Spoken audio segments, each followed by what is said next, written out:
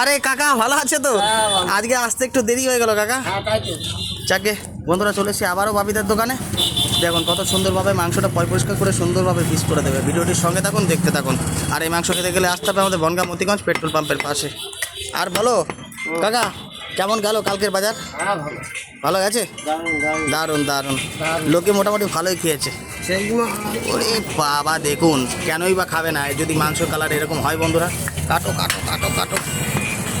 কালকে মোটামুটি কতগুলো, 7-8টা বাপিদা? 12টা গেছে বাবা। তাও হ্যাঁ দেখুন আচ্ছা আচ্ছা, তোলো তোলো মাংসটা একটু নিয়ে আসো আমার বন্ধুদের দেখাও বাপিদা।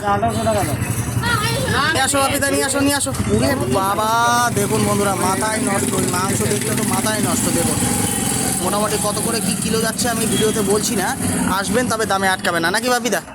একদম এটুকু বলতে পারি, বনগাঁ সাব ডিভিশনের মধ্যে যা দাম চলছে, যা রেট চলছে, ও তোলো তোলো তোলো।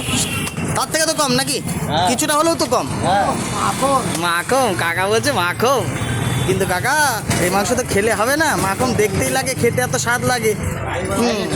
ওরে বাবা, এটাই তো সেই হাই প্রেশার বন্ধুরা। দেখুন মাখম হাই প্রেশার। ওই বাবা